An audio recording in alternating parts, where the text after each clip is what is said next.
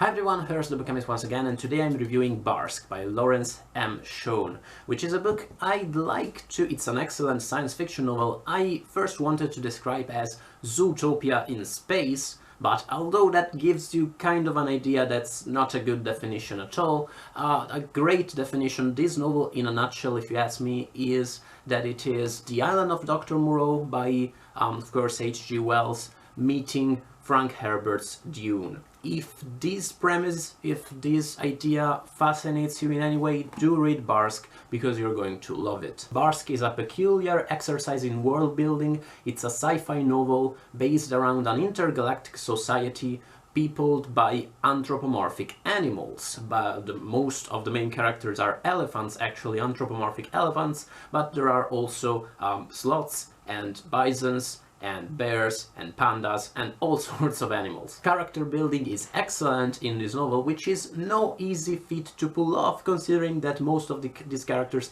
aren't even people, and the different races and the different components of this intergalactic society all have their own characteristics, and Schoen is very good at, of course, projecting some of the actual characteristics and features of these animals onto their anthropomorphic characters. This is amazing in the novel. Really, it's something that could have been easily done in a humorous or ironic context, but Schoen does that in a novel that's kinda serious and talks about serious stuff, and that's, again, it's an incredible thing.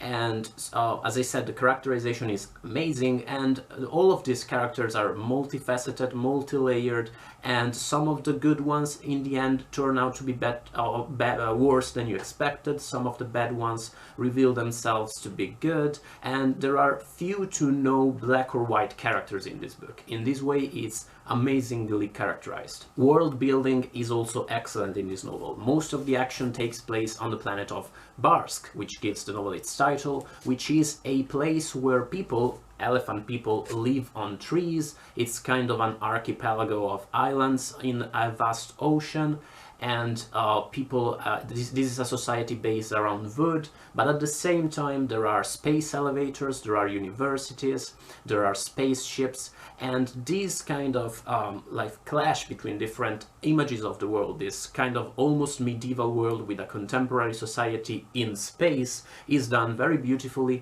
and without losing too much time on exposition. The world building, again, is amazing. As I said, this is a serious novel. There's some humor in it, but it's generally a very serious novel, and it talks about economical and social political issues which are very relevant to today's world, and this element of it is what made me think about Dune so much.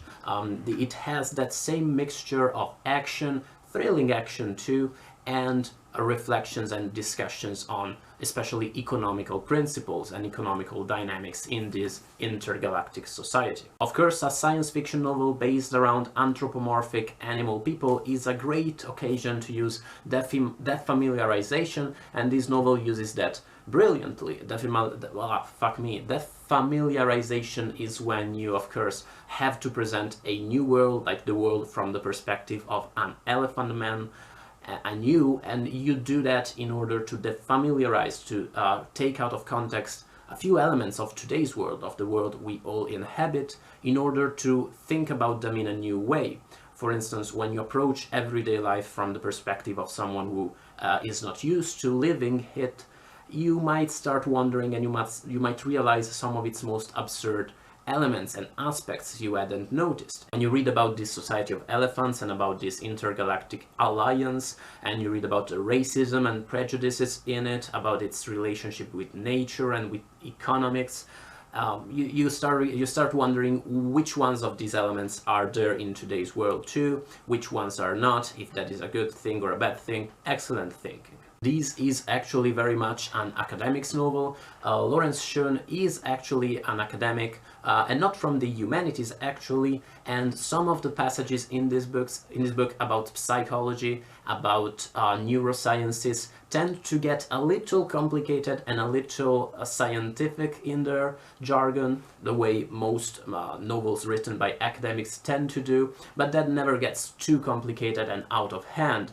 And of course, there are also some jokes about the academia in this book that are brilliant, and there is a ship in this novel called Tenure Redeemed, which made me laugh out loud for 5 minutes. As for the bad, the one thing that didn't fly too well with me was that there is a lot of exposition through dialogue in this novel, which is when you get information about the world of the novel through dialogue and through characters talking.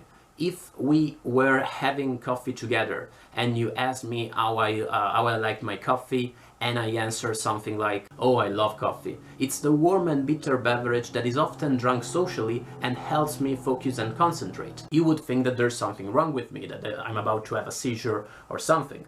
Of course, that's more allowed in narratives because of narrative conventions.